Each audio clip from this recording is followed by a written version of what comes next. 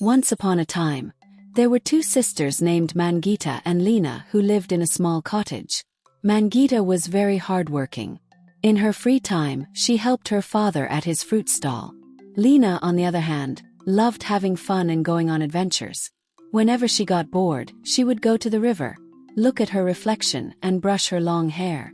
Today, I look even more beautiful than my sister. One day, Mangita and Lina's father went on a long journey and never returned. Mangita was heartbroken, but Lina was happy. Now I can sit by the river all night. After her father left, Mangita began working even harder. Every morning, she swept the floor, made delicious soup for lunch, and washed and hung the laundry. Lina's only fun was causing trouble for her sister. She would dirty the carpets and pour icy cold water into the hot soup. Why is the soup still cold? And why are the carpets dirty again? I just cleaned them. The animals you feed must have made the mess. Humph. One day, Lina went out for a walk in the forest. Carelessly, she picked some unripe fruits and threw them into the river. Just then, an old woman slowly walked up to her. "Hello, dear girl. I'm very hungry. Could you give me some fruit?" Lina handed her some wild strawberries she had just picked, which tasted awful. "Auntie, eat as much as you want. These are the most delicious strawberries in the world." As soon as the old woman ate them, her stomach began to hurt. "Delicious, you say? But thank you anyway." As Lina walked home, the old woman fell asleep right there in the forest.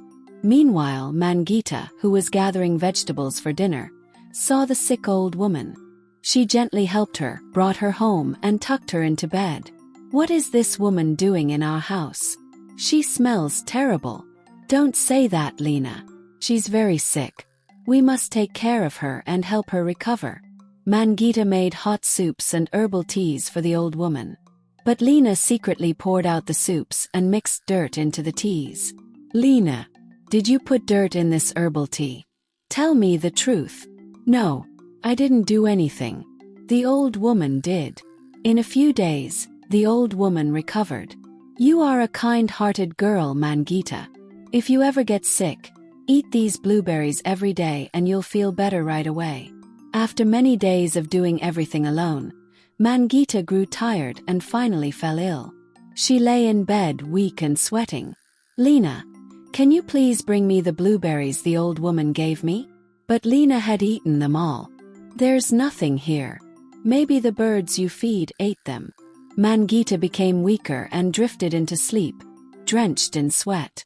Lina, meanwhile, went to the river to brush her hair.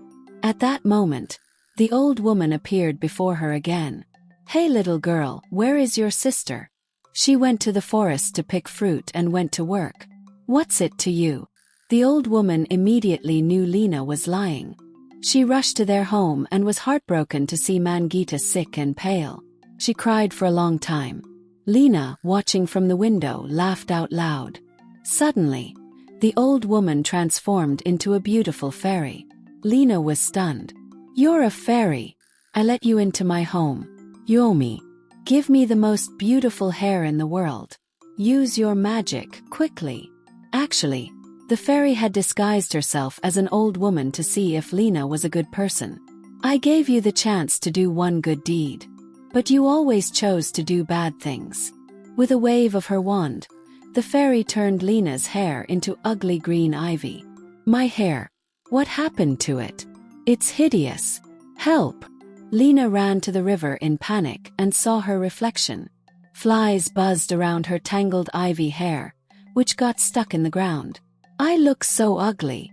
I can't bear to see myself."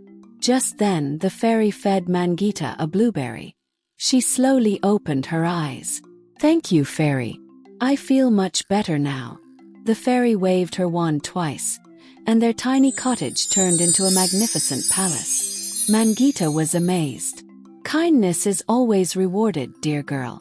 This palace is your reward." "Thank you, fairy. But what about my sister? What happened to her?" "Your sister will forever see her ugly reflection by the river." "I love my sister. What is the point of living in this big palace without her?"